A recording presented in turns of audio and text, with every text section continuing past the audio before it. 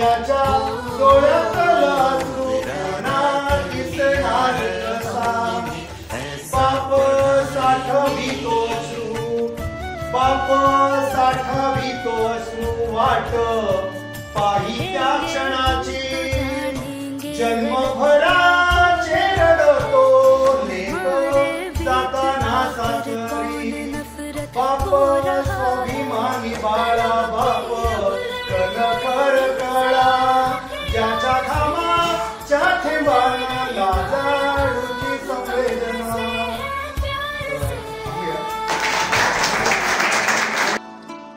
ज़माने को हमें अब प्यार से जीना सिखाएंगे।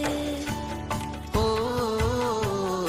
इरादा कर लिया है हमने ऐसा पढ़ाएंगे। शिकण्यासाठी तयार केलेला आपण पुढची इथं आपण हे बघू तिथं काय चाललंय तर बघा या मुलाला ही अभ्यास करते कुठल्या पुस्तकातलं त्याला शिकवलेलं आहे आणि पहिली दिसायला शिकवताय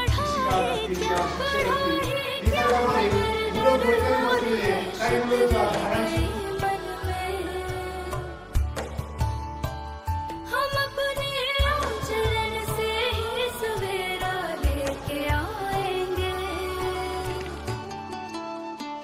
सवेरा क्या है सूरज भी ये अपना खुद उगाएंगे।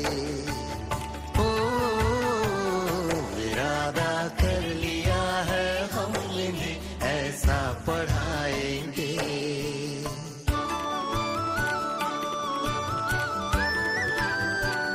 पढ़ेंगे वो जो सिखलाए खुद ही परमान करना सिखाए देश के आदर्श पर अभिमान करना।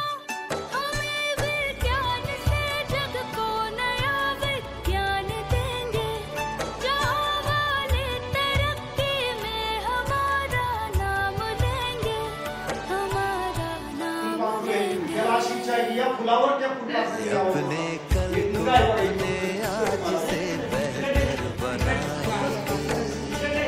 हो इरादा कर लिया है हम इन्हें ऐसा पढ़ाएंगे। सत्रामध्ये आपण क्षमता मूल्यांकन आधारित क्षमता मूल्यमापन आणि क्षमता मूल्यांकन यातील फरक काय आहे तो आपल्याला स्पष्ट करायचा आहे। पहिल्यांदा आपण मूल्यांकनाकडे जाऊया। मॅडम तुम्ही जे सांगितलं ते परत सांगा। ऐसा पढ़ाएंगे ऐसा पढ़ाएंगे। हो त्यांनी काय आत्मसात केलं किंवा किती शिकला त्याला आपण गुण गुण गुण पद्धती गुण त्याचं मूल्य त्याच्यावर आपण त्याला प्रश्न विचारून गुणदान केलं म्हणजे मूल्यांकन झालेलं आहे। त्यानंतर सर तुम्ही जे सांगितलं ना आता परत सांगा। तुम्ही दोघं बरोबर सांगितलेलं आहे सांगा। विद्यार्थ्यांच्या भावनात्मक गुणात्मक आणि क्रियात्मक या गुणांचं जे मापन करणारे जे साधन असतं त्याला मूल्यमापन असं म्हणतात। अगदी बरोबर आहे। आता आपली मूल्यांकन आणि मूल्यमापन